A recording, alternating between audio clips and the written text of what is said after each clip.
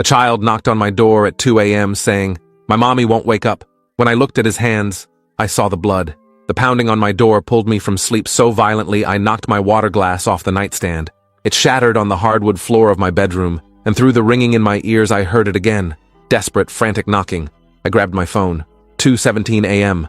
My heart was already racing when I stumbled to the door in my boxers and t-shirt, squinting through the peephole. A small boy stood in the hallway, maybe 6 years old. His face was streaked with tears and something darker. His pajamas had cartoon dinosaurs on them. When I opened the door, he looked up at me with eyes that had seen something no child should ever see. His voice came out in a whisper. "My mommy won't wake up." That's when I saw his hands. Both palms covered in blood. Fresh blood. Still wet. The boy standing in front of me was shaking so hard his teeth were chattering. I asked him where he lived. He pointed down the hall. Apartment 3F. 3 doors down from mine. I'd never seen anyone come or go from that unit. Never heard a sound. The boy's name was Oliver. He told me this while I was grabbing a towel from my bathroom to wrap around his hands. He said his mommy's name was Rebecca. He said she was on the floor and wouldn't answer when he called her name. He said there was so much blood. I told him to stay in my apartment and I'd go check. He grabbed my arm with those bloody hands and begged me not to leave him alone. I brought him with me, held his hand, the less bloody one, as we walked down the hallway. The door to 3F was already open, just a crack, no lights on inside. I pushed it open slowly. The smell hit me first. Copper and something else, something wrong. I felt for the light switch, found it. The apartment was identical to mine in layout, but completely different in every other way. Toys scattered everywhere. Children's books stacked on the coffee table. A small TV playing cartoons with the volume muted. And in the kitchen, visible from the entryway, a woman lay face down on the linoleum floor. Pool of blood spreading from beneath her. I told Oliver to wait in the living room. He didn't listen. He ran past me to his mother and dropped to his knees beside her. Started shaking her shoulder and crying. I pulled out my phone and called 911. The operator answered on the second ring. I gave her the address and apartment number. Told her there was a woman unconscious with significant blood loss. She asked if the woman was breathing. I knelt beside Rebecca, careful not to step in the blood, and checked for a pulse. Found one. Weak, but there. Her back was moving slightly. Shallow breaths. I told the operator yes, she was breathing but barely. The operator asked what happened. I said I didn't know. A child had knocked on my door. She asked if there was anyone else in the apartment. I looked around. Saw a closed door down the short hallway. Bedroom. I walked over with Oliver following me like a shadow. Pushed the door open. Empty bedroom. Unmade bed. More toys. No one else there. I told the operator we were alone. She said paramedics were 7 minutes away. She told me not to move Rebecca. Not to touch anything. Just keep her comfortable and monitor her breathing. Oliver was sobbing now. Full body sobs that shook his small frame. I picked him up and carried him back to the living room. Sat him on the couch. Asked him what happened. He said he woke up because he heard his mommy making strange sounds. Choking sounds. He came out of his bedroom and found her on the floor. He tried to wake her, but she wouldn't move. He got scared and ran to find help. Knocked on doors until someone answered. That someone was me. I asked if his daddy was home. He shook his head. No daddy. Just mommy. I asked if anyone else lived here. He said no. Just them. I asked if his mommy was sick. If she'd been sick recently. He said she'd been sad. Very sad. For a long time. But not sick. The operator was still on the line asking questions. I answered what I could. Oliver's age. 6.5. Rebecca's approximate age. Early 30s maybe. Any visible injuries. I couldn't tell with all the blood. The paramedics arrived in 5 minutes. 2 of them. A man and a woman. They came in fast with their equipment and immediately went to work on Rebecca. The woman paramedic had me take Oliver into his bedroom while they assessed his mother. I carried him there and sat with him on his small bed, covered with superhero sheets. He wouldn't let go of my hand. Through the open door, I could hear the paramedics talking in urgent voices. Medical terms I didn't understand. They were moving fast. One of them called for police backup. That's when my stomach dropped. This wasn't just a medical emergency. Something else was happening here. Oliver looked up at me with those huge eyes and asked if his mommy was going to die. I told him the doctors were helping her, that she'd be okay. I was lying. I had no idea if she'd be okay. 2 police officers arrived. A younger woman with her hair in a tight bun, and an older man with gray at his temples. They spoke quietly with the paramedics, then came to Oliver's bedroom. The female officer knelt in front of Oliver and introduced herself as Officer Tess Blackwood. She had a kind face, soft voice. She asked Oliver what happened tonight. He repeated his story. Woke up, heard strange sounds, found mommy on the floor, got scared, found help. Officer Blackwood asked if anyone else had been in the apartment. Oliver said no, just him and mommy. She asked if mommy had any friends who visited. He said Aunt Claire sometimes came, but not tonight. Officer Blackwood looked at me, asked who I was. I explained. Neighbor. Oliver knocked on my door. I called 911. She asked if I'd touched anything in the apartment. I said no, just checked Rebecca's pulse. She nodded. Asked if I'd seen or heard anything unusual tonight before Oliver knocked. I said no, I'd been asleep. The paramedics were loading Rebecca onto a stretcher. I could see them through the doorway. She was intubated now, breathing tube down her throat, IV lines in both arms. They were moving with controlled urgency. The male officer asked Oliver more questions about his daddy. Oliver said his daddy lived far away, didn't visit, only Mommy. The officer asked about other family. Oliver mentioned Aunt Claire again, said she was Mommy's sister, lived in Tacoma. The officer asked if Oliver knew Aunt Claire's phone number. He didn't, but he knew Mommy's phone was on the kitchen counter. Officer Blackwood went to get it. Came back with a phone in an evidence bag. She'd need a warrant to access it. Standard procedure. She asked Oliver if he knew his Mommy's passcode. He said it was his birthday, February 18th. She wrote that down. The paramedics were leaving with Rebecca, moving fast toward the elevators. One of them called back that they were taking her to Harborview Medical Center, trauma unit. Officer Blackwood asked Oliver if he had any other family nearby. Grandparents, friends' parents, anyone who could take care of him tonight. Oliver started crying again, said he wanted his Mommy. Officer Blackwood looked at her partner. They had a quiet conversation in the hallway. I heard fragments. CPS, emergency placement, foster care. My chest tightened. This kid had just found his mother dying on their kitchen floor.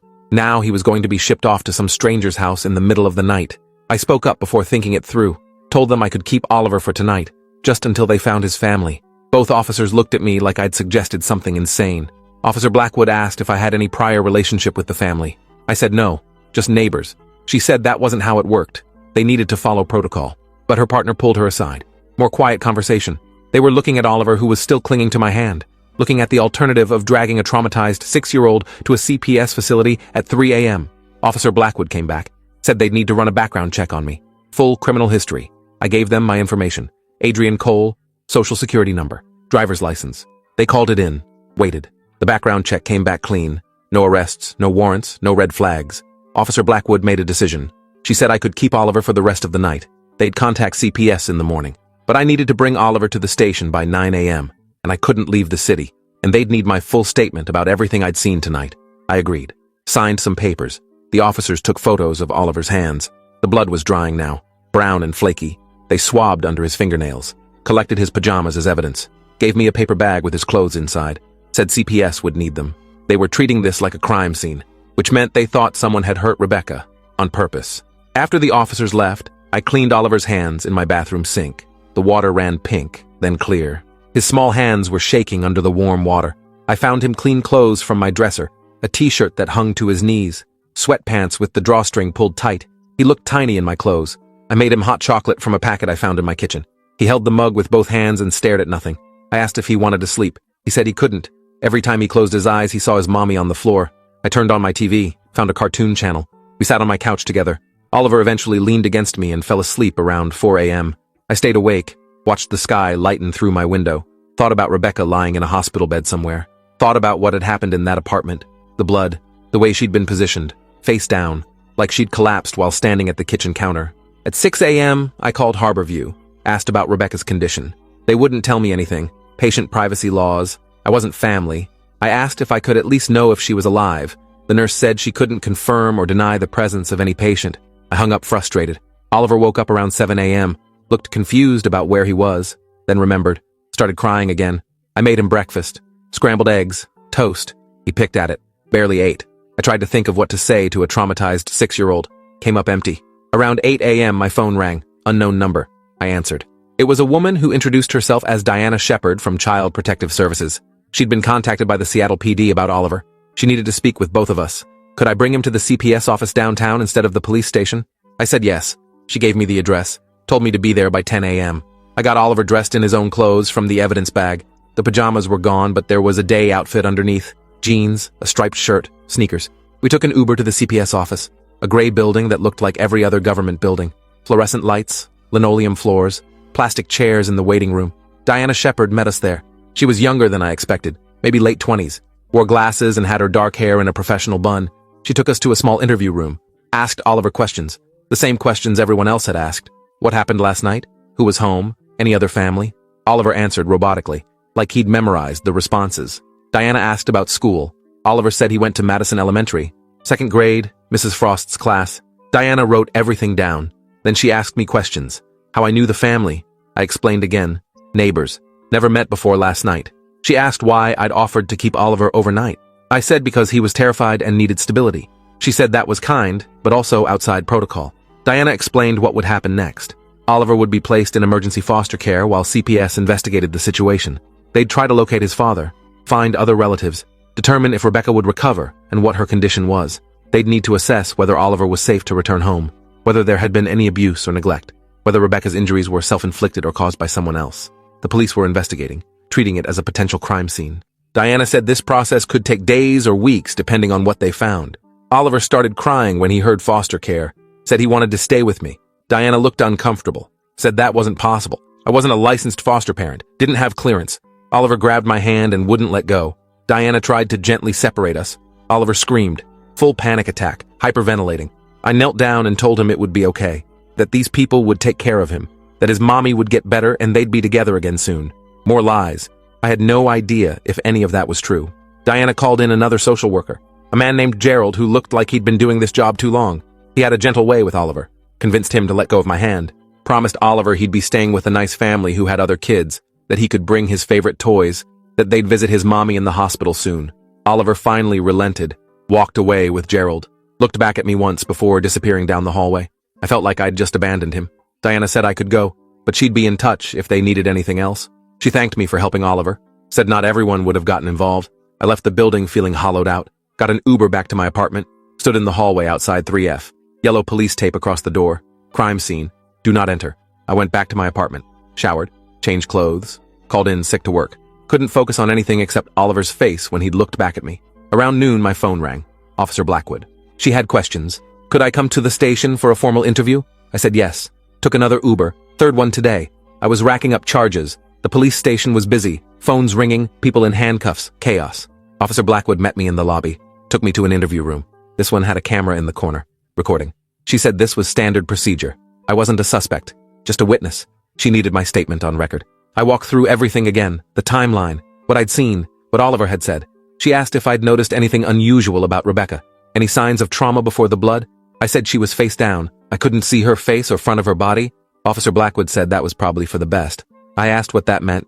She said she couldn't discuss an ongoing investigation, but off the record. She was surprised I'd kept it together as well as I had. Most civilians didn't handle trauma scenes well. I asked if Rebecca was alive. Officer Blackwood hesitated, then said yes. Barely. She was in critical condition, induced coma. The doctors were working to stabilize her. I asked what happened to her. Officer Blackwood said they didn't know yet. They were waiting for toxicology reports, blood analysis. Crime scene investigation was still processing the apartment, but early indicators suggested it wasn't an accident. Someone had hurt her, or she'd hurt herself. Either way, it was bad. I asked about Oliver. She said CPS had him in a safe placement. I asked if they'd found his father. She said they were working on it. Rebecca's phone had been accessed. They'd found contact information for a Claire Brennan in Tacoma, Rebecca's sister. She was on her way to Seattle now, should arrive by evening. I felt some relief at that. Oliver would have family, someone who knew him, loved him. Officer Blackwood asked if Rebecca or Oliver had ever mentioned anything to me. Any problems, threats, suspicious people? I said no, we'd never spoken. I didn't even know they lived there until last night. She asked if I'd heard any arguments, loud noises, anything unusual in the past few weeks. I thought about it, realized I had heard something, about a week ago, late at night, shouting, a man's voice, then silence. I'd assumed it was from a different apartment. Sound carried weird in this building. Officer Blackwood wrote this down, asked if I could identify the voice. I said no, just knew it was male, angry. She asked what time. I said around 11 p.m. maybe. She asked what day. I tried to remember. Last Wednesday, 6 days ago. She made a note, asked if I'd heard anything else, any other disturbances. I said no, that was it. She thanked me, said I could go but I should remain available. They might need to ask more questions. I went home, sat in my apartment, stared at the wall, couldn't stop thinking about Oliver, about Rebecca, about that pool of blood. Around 6 p.m. I decided to go to Harborview, just to see if there was any news. The hospital was massive, trauma center for the entire region. I asked at the front desk about Rebecca's condition. They still wouldn't tell me anything. I wasn't family. I said I was the one who'd found her, the one who'd called 911. The desk clerk said she appreciated that but couldn't help. Privacy laws. I was about to leave when I saw a woman rushing through the lobby. Dark hair, red eyes from crying. She looked like Rebecca. Same facial structure, same slim build. I approached her carefully, asked if she was Claire. She stopped, looked at me with suspicion and grief mixed together, asked who I was. I introduced myself, explained I was the neighbor who'd helped Oliver. Her expression softened. She thanked me, said she'd just arrived from Tacoma, was trying to see her sister. They wouldn't let her up to ICU yet. Some kind of police restriction. Claire was shaking. I suggested we sit in the lobby. She agreed. We found chairs near the windows. She said CPS had called her at 5 a.m., told her Rebecca was in critical condition, that Oliver was safe, but in emergency placement. Claire had thrown clothes in a bag and driven straight here. She'd tried calling Rebecca's phone. No answer. The hospital wouldn't tell her anything over the phone. She'd driven 90 minutes in a panic. Now she was here and they still wouldn't let her see her sister. I asked if she knew what happened. She said no, just that Rebecca was injured, unconscious. The police were investigating. She asked what I'd seen. I told her what I could without traumatizing her further. Found Rebecca on the floor. Called 911. Oliver had been scared but physically unharmed. Claire started crying. Said she'd been worried about Rebecca for months, ever since the separation. I asked what separation. Claire said Rebecca had split from Oliver's father 8 months ago. His name was Derek Morse. They'd been together since college, married for 7 years. But Derek had become increasingly controlling, possessive. Rebecca finally got the courage to leave, filed for divorce, got a restraining order, moved into that apartment to start over. Derek was supposed to have supervised visitation with Oliver, but he'd violated the restraining order twice, showed up at Rebecca's apartment, banged on the door, screamed threats. Both times Rebecca called the police. Both times Derek was arrested but released within hours. The justice system didn't take restraining orders seriously, not until someone got hurt or killed. Claire's words hung in the air.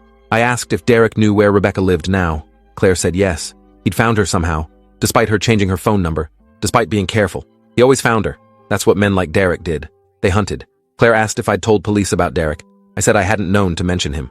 But the police had Rebecca's phone. They'd find his information. They'd question him. Claire said she hoped so, but wasn't optimistic. She'd watched the system fail Rebecca over and over. Judges who gave Derek chance after chance. Cops who treated domestic violence calls like nuisance complaints. A society that protected men like Derek until their partners ended up dead. She said that with such bitterness, I knew she'd been through this before. With Rebecca, watching her sister suffer, unable to help. I asked about Oliver. Had Derek ever hurt him? Claire said not physically, but the psychological damage was there. Oliver had nightmares, anxiety. He'd started therapy 2 months ago, was finally making progress. Now this, whatever this was, it would set him back years, if he ever recovered at all. A nurse approached us, said Claire could see Rebecca now, but only for a few minutes, and she needed to prepare herself. It was bad. Claire stood on shaky legs, asked if I'd wait. She didn't want to be alone after. I said yes. She disappeared down a hallway with the nurse. I sat in the lobby for 45 minutes, watched families come and go, people crying, people praying, people staring at phones hoping for good news. Claire came back looking worse than before, sat down heavily, didn't speak for a long time. Finally said Rebecca was unrecognizable, swollen, bruised, machines everywhere, breathing tube. The doctors said she had severe internal injuries, damage to vital organs. They'd performed emergency surgery, but the prognosis wasn't good. Even if she survived, there would be permanent damage. Brain, liver, kidneys. Claire's voice cracked. She said it looked like someone had tried to kill her sister, methodically, violently. I asked if the police had said anything.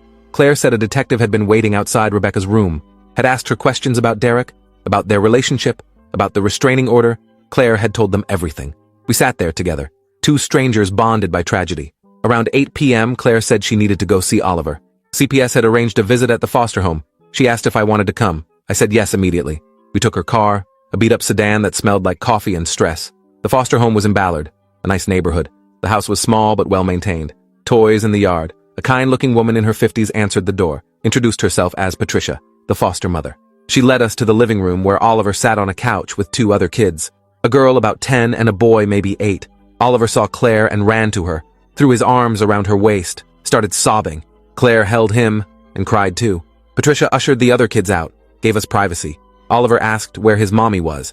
Claire knelt down, told him mommy was very sick. The doctors were helping her, but she might be sick for a long time. Oliver asked if mommy was going to die. Claire couldn't answer, just held him tighter. Oliver saw me standing by the door, asked why I was there. I said I wanted to make sure he was okay. He said he wanted to go home, wanted his mommy, wanted things to be normal. Claire promised they would be, someday, but right now he needed to be brave, needed to stay with Patricia. She was nice, the other kids were nice, and Claire would visit every day. Oliver asked if he could stay with Claire instead. She said she'd asked, but CPS said no. She lived too far away, worked full-time. Her apartment was too small. The system had rules, stupid rules that didn't account for the fact that Oliver needed family, needed someone who loved him, not strangers. We stayed for an hour, played board games with Oliver, tried to act normal, like his world hadn't just shattered. When it was time to leave, Oliver cried again, begged us not to go. Patricia gently pulled him away, said she'd make him special pancakes for breakfast, anything he wanted. Oliver didn't care about pancakes. He wanted his mother. Claire drove me back to my apartment. We sat in her car outside my building. She thanked me for everything. Said most people would have called 911 and walked away. Wouldn't have gotten involved. I said Oliver needed help. Anyone would have done the same. She said I was wrong. Most people wouldn't have. She gave me her number. Asked me to call if I heard anything. About Rebecca. About the investigation. Anything. I promised I would. She drove away and I went up to my apartment. Walked past the yellow tape on 3F. Stood outside my door. Realized I'd lived here for 3 years and never once checked if my neighbors needed help. Never introduced myself. Never built community. Just existed in my small bubble. And now a woman was dying 3 doors down. Her son was traumatized and displaced, and I'd been completely oblivious until a child knocked on my door covered in blood. The next morning, I woke up to my phone ringing. Detective Philip Garza, Seattle PD. He needed to speak with me. Could I come to the station? Again. I went. Same interview room. Same camera recording. But this time the energy was different, more intense. Detective Garza was older than Officer Blackwood. Hard face, tired eyes. He'd seen too much. He asked me to go through my statement again. Every detail. What time Oliver knocked. What he said. What I saw in the apartment. How much blood. Where it was located. Whether I'd touched anything. Moved anything. I answered everything. Again. He asked about the male voice I'd heard arguing. When, exactly? What was said? Could I identify any words? I said no. Just angry shouting. Too muffled to make out specifics. Detective Garza asked if I'd seen anyone entering or leaving 3F in the weeks before this happened. I said no. Never paid attention. He asked if I'd seen Derek Morse around the building. Showed me a photo on his phone. A man in his mid-30s. Dark hair. Square jaw. Looked normal. Harmless. I'd never seen him. Detective Garza leaned back. Said they'd picked Derek up for questioning yesterday evening. He'd been at work when Rebecca was injured.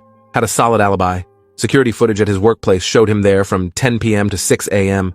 He worked third shift at a warehouse in Tacoma, 35 miles from Rebecca's apartment. No way he could have been there. Derek claimed he hadn't seen Rebecca in weeks, was respecting the restraining order, had no idea she was hurt until police showed up at his job. He'd seemed genuinely shocked, concerned even. But something wasn't right. Derek's demeanor shifted when asked about the divorce, about custody. He'd become defensive, angry, said Rebecca was trying to poison Oliver against him, that she was unstable, had mental health issues, was probably doing this for attention, trying to frame him. Detective Garza said Derek had a history, 2 previous domestic violence complaints from former girlfriends before Rebecca. Charges dropped both times. Women too scared to testify. But the pattern was there. I asked if Derek was in custody. Detective Garza said no, couldn't hold him without evidence. His alibi was solid.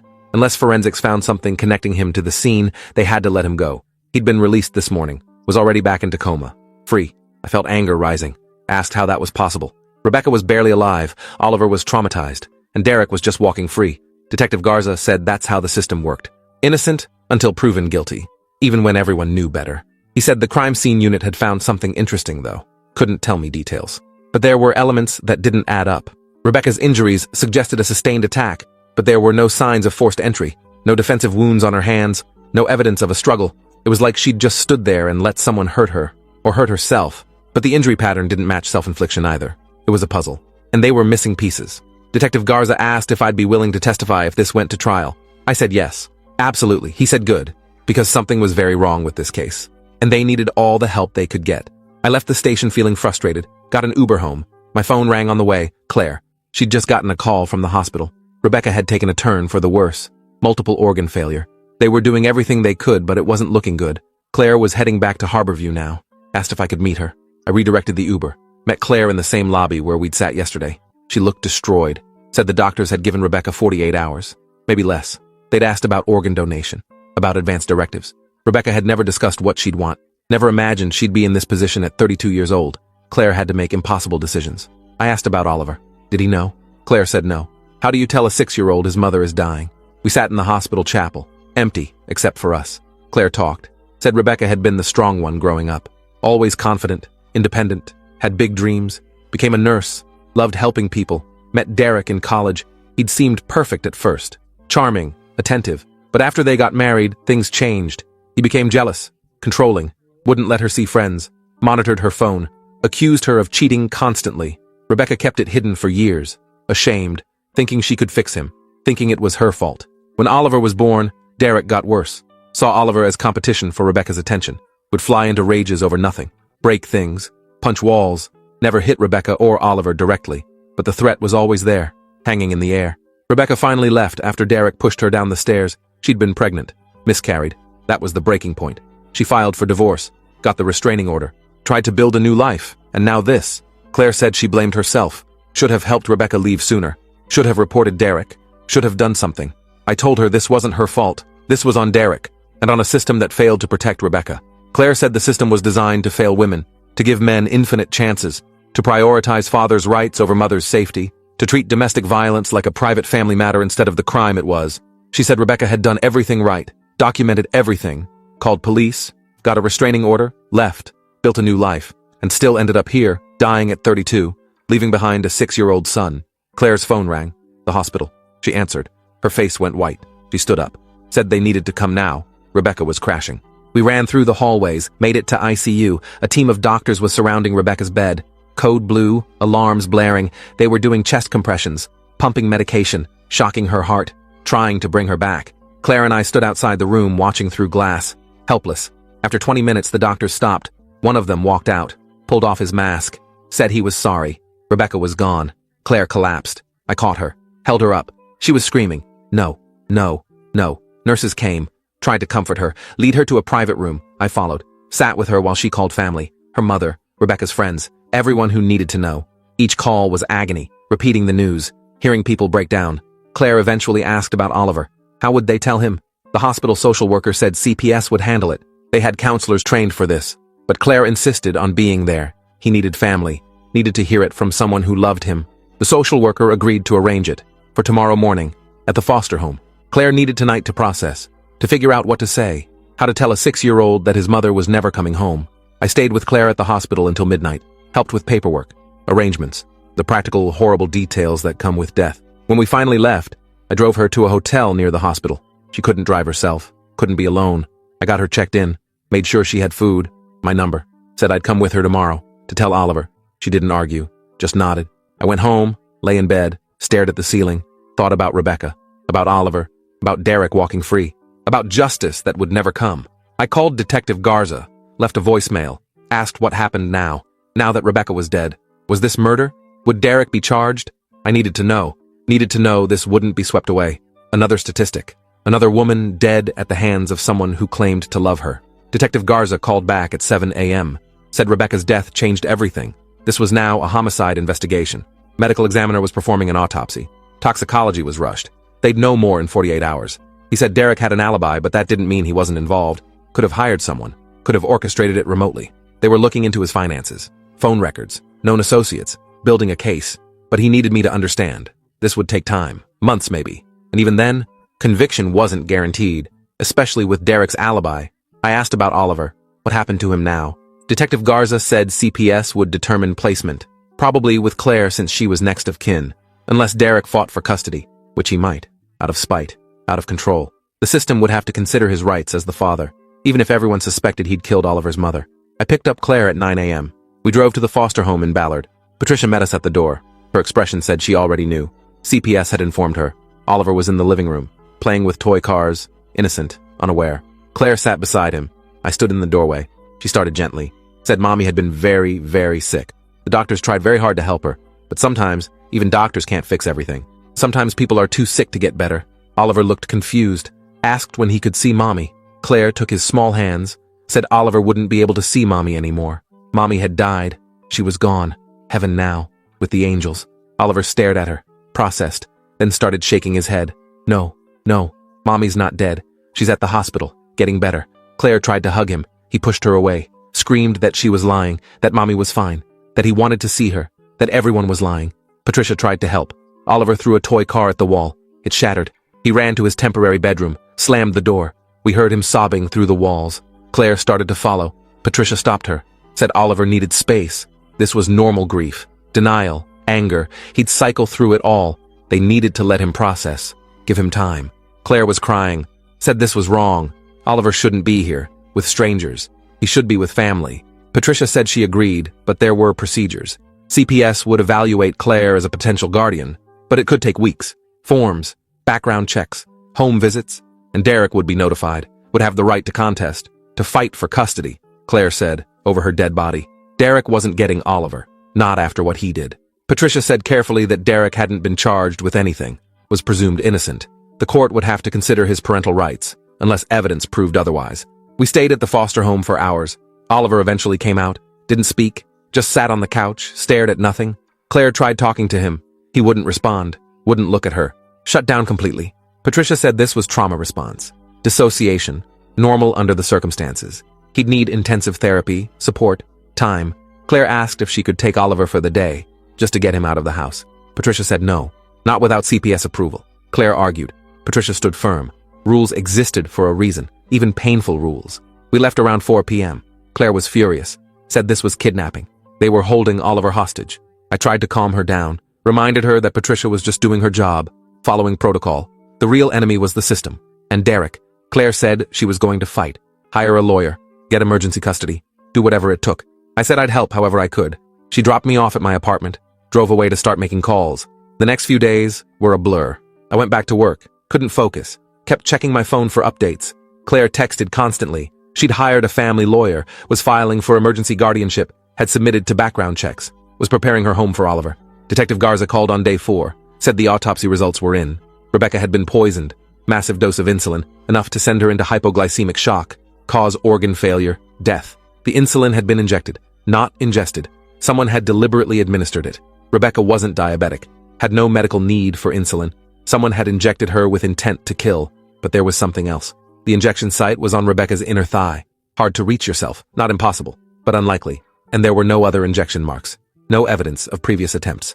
Just one massive lethal dose, administered precisely, professionally, like someone knew exactly what they were doing. Detective Garza said they'd searched Rebecca's apartment again, found an insulin vial in the back of the bathroom cabinet, behind cleaning supplies, wrapped in a plastic bag. Fingerprints on the vial belonged to Rebecca. Only Rebecca. No one else. They'd checked. Derek's prints weren't there. No other person's prints. Just hers. Which meant either Rebecca had injected herself, suicide, or someone had been incredibly careful, wore gloves, made it look like suicide. Detective Garza said Rebecca's medical records showed no history of mental illness, no suicidal ideation, no previous attempts. She'd been in therapy after leaving Derek, working through trauma, but her therapist said she was making progress, planning for the future, excited about Oliver starting 2nd grade. This wasn't consistent with someone planning to die, but they had to consider all possibilities. The investigation was ongoing. They were looking into where the insulin came from, who had access. But without physical evidence connecting Derek or anyone else, this might be ruled as suicide. Case closed. I asked about Oliver. Would he be told? Detective Garza said eventually, when he was older. For now, CPS was treating this as suspicious death pending investigation. Derek had filed for custody, was claiming Rebecca's instability. Her suicide proved she'd been unfit, dangerous. He was Oliver's father, had rights. The court would decide. Claire was fighting back, but the system favored biological parents, even terrible ones. I felt sick, asked what I could do. Detective Garza said nothing unless I remembered something new, some detail I'd forgotten. I said I'd think about it, ended the call, sat in my apartment, replayed that night over and over. Oliver knocking, the blood on his hands, Rebecca on the floor, the pool spreading, the smell. Something nagged at me, something wrong. I couldn't place it. I called Claire, told her about the autopsy, the insulin, the fingerprints. She said it was impossible. Rebecca would never kill herself, would never leave Oliver.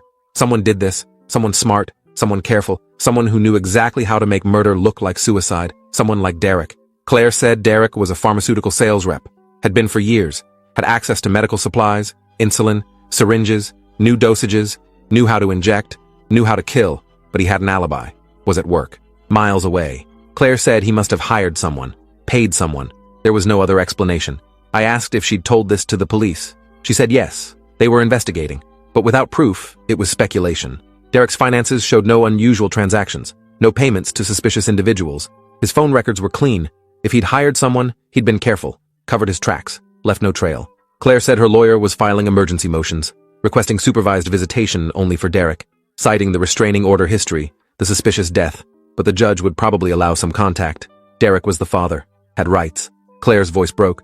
She said Oliver was getting worse, wasn't eating, wasn't sleeping, barely spoke. The foster home was trying, but he needed family, needed her. The system was moving too slowly, forms and procedures while a 6-year-old suffered. 2 weeks passed. The court granted Claire supervised visitation with Oliver. Once a week, 3 hours, at the CPS office, under observation. It was insulting, but better than nothing. Derek was granted the same. Claire attended every visit, brought Oliver's favorite foods, toys from home, photos of Rebecca, tried to maintain connection, keep memories alive. Derek attended twice. Both times brought expensive gifts, video games, remote control cars, things a 6-year-old would love. But Oliver barely reacted, didn't want Derek's gifts, didn't want Derek, would sit in the corner during visits, refused to speak. Derek would get frustrated, accuse CPS of turning Oliver against him, claim parental alienation, say Rebecca had poisoned Oliver's mind. Claire wanted to scream, to tell Derek exactly what she thought. But her lawyer advised silence. Let Derek show his true colors. Let the system see who he really was. The custody hearing was scheduled for 6 weeks after Rebecca's death. Claire's lawyer prepared everything. Character witnesses, Rebecca's documented history of abuse, the restraining orders, police reports, Derek's previous complaints from ex-girlfriends, therapy records showing Oliver's trauma response to Derek. But Derek had his own lawyer, expensive. Good. They prepared too. Painted Rebecca as unstable, suicidal, unfit. Said she'd kept Oliver from his father out of spite, that Derek had been trying to rebuild their relationship, that he loved his son, wanted to provide stability, said the suspicious death was tragic, but not Derek's fault. That without evidence of foul play, the court should focus on Oliver's best interests, which meant being with his father, his biological parent, not with an aunt who lived an hour away, worked full-time, had no children of her own. The hearing lasted all day. Testimonies, evidence, arguments. I attended as a witness, described that night, what I'd seen, what Oliver had said.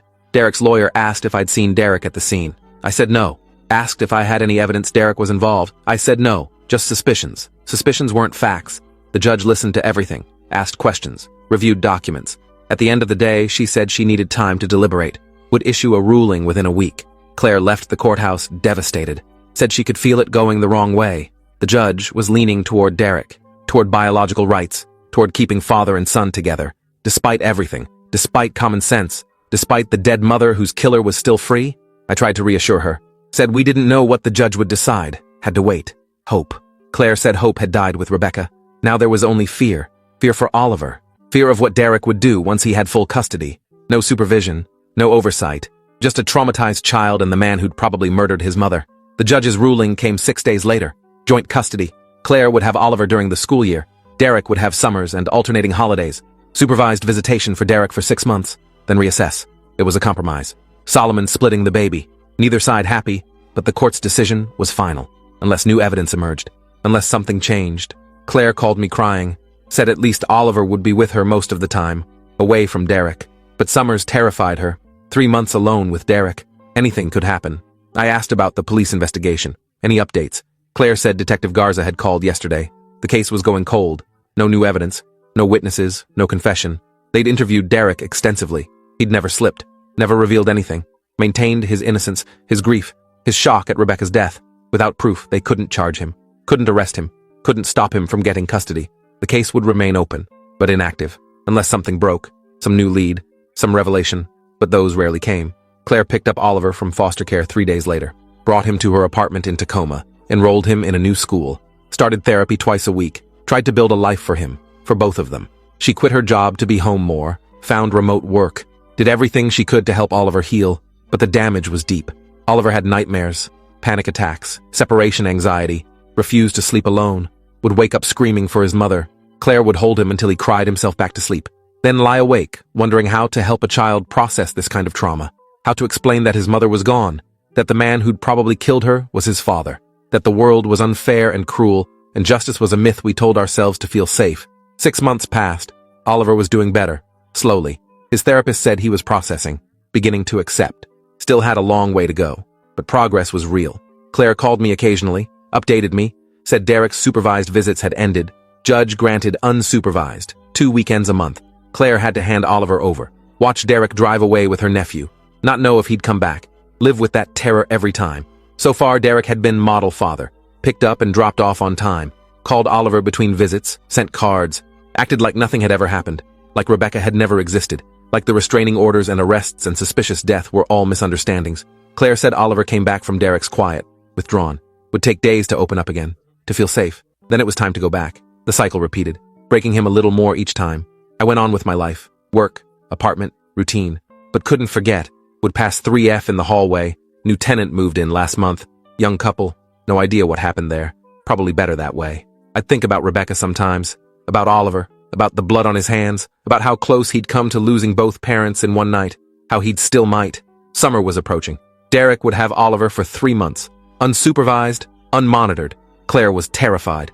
Her lawyer filed motions to limit the summer custody. Judge denied. Court order was clear. Derek had rights.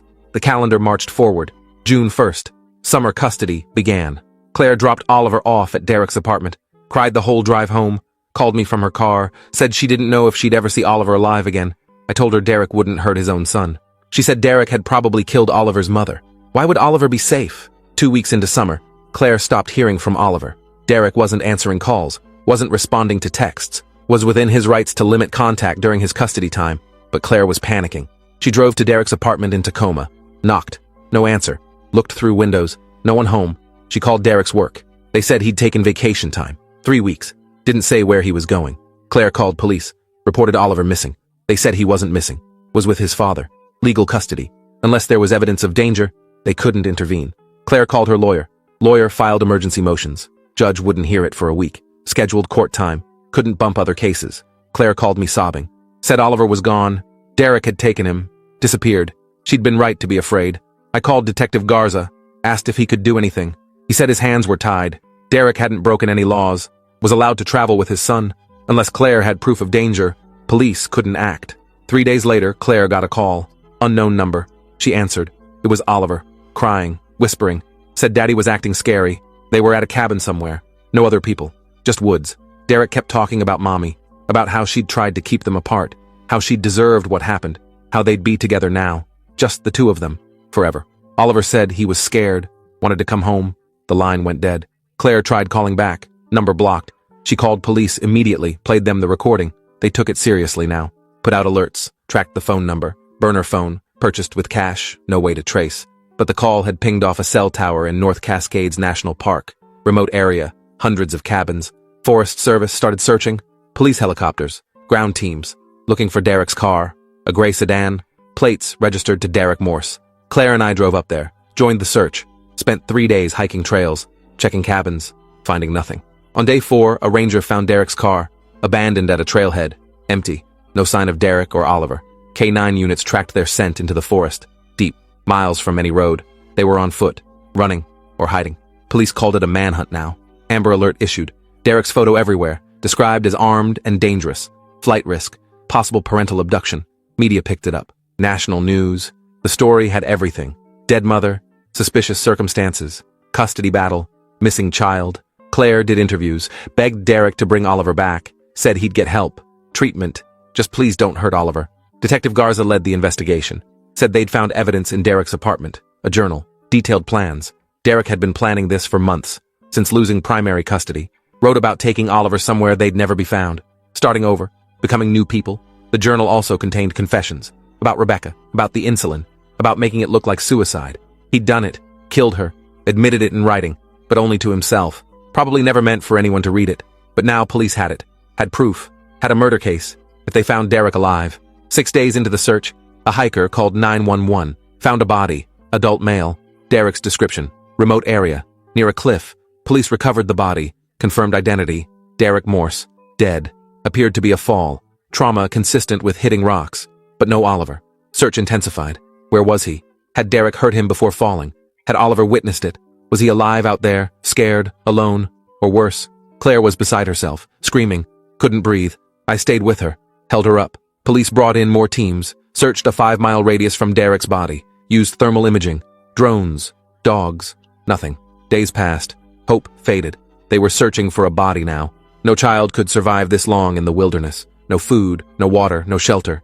If Derek had hurt him, if he'd fallen somewhere, if animals had... Claire couldn't finish the thoughts. Just prayed, begged, bargained with God, universe, anyone listening. On day 9, a search dog alerted near a stream, 2 miles from Derek's body, different direction. Police found a small cave, really just an overhang. Inside was Oliver, alive, barely, dehydrated, hypothermic, unconscious, but alive. They rushed him to hospital, called Claire. She met them there. Oliver was in ICU, critical condition, but stable. Doctors said another day and he'd have died. He'd been drinking stream water, eating berries, trying to survive, waiting for rescue. When he woke up, he told police what happened. Derek had brought him to the cabin, kept him there, talked about Mommy, about staying together forever. Oliver got scared, tried to call Aunt Claire. Derek caught him, got angry, said they had to leave. They started hiking, Derek was talking crazy, about mommy deserving it, about how he'd made it look perfect. Nobody would ever know. They walked for hours. Oliver was tired, scared. Then, Derek slipped, near the cliff edge, fell, screamed. Oliver watched him disappear, heard the impact far below. Oliver ran, didn't know where, just away, found the cave, hid, waited, thought rescue would come. Days passed. He got weaker, hungrier, thought he'd die like Daddy, like Mommy, alone, but kept hoping, kept waiting, until the dog found him. Claire held Oliver in that hospital bed and sobbed. Relief, grief, rage, everything at once. Oliver was safe, alive, but scarred forever. Had watched his father confess to killing his mother, then watched him die. 6 years old, and he'd experienced more trauma than most people face in a lifetime. The therapists said recovery was possible, but it would take years, maybe decades. Oliver would need intensive treatment, support, love. Claire said she'd give him everything, whatever he needed, for as long as he needed it. She'd make sure he knew he was wanted, loved, safe, that what happened wasn't his fault, that he'd survived, that he was brave. Detective Garza closed Rebecca's case, ruled homicide. Derek Morse identified as perpetrator. Case cleared by death of suspect. Justice served, sort of. Derek was dead, would never stand trial, never face Rebecca's family, never be held accountable in any real way. But at least everyone knew the truth. Rebecca hadn't killed herself, had been murdered by the man she'd tried to escape, the man the system had protected, the man who'd gotten chance after chance until he'd killed. Claire filed wrongful death suits against Derek's estate, against the court system that had ignored Rebecca's pleas, against the police who'd treated restraining orders like suggestions. Some settled, some were dismissed. Money didn't matter, wouldn't bring Rebecca back, but maybe it would change policies, protect the next woman, save the next life. Claire established a foundation in Rebecca's name, advocated for domestic violence victims, pushed for better laws, stricter enforcement, real consequences for abusers. She turned her rage into purpose, her grief into action.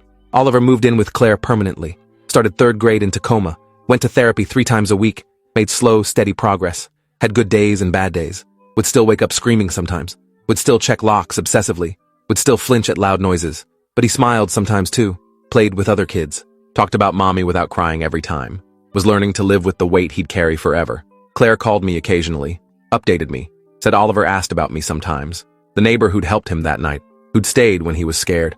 I visited a few times, brought Oliver books, played board games, tried to be another stable adult in his orbit, another person who showed up, who cared. It wasn't much, but it was something. 2 years after that night, I moved to a different apartment building. Couldn't walk past 3F anymore without seeing blood, without hearing Oliver's small voice, without remembering how close evil had been to my door. But I kept Claire's number, kept the promise to show up for Oliver's birthdays and holidays, kept fighting alongside her for the laws that might save the next Rebecca, knowing we'd never save enough, but refusing to stop trying, because that night taught me that being a good person isn't about being a hero. It's about answering the door when a child knocks covered in blood and never closing it again. Thanks for watching till the end. Make sure to subscribe and like to not miss the next story.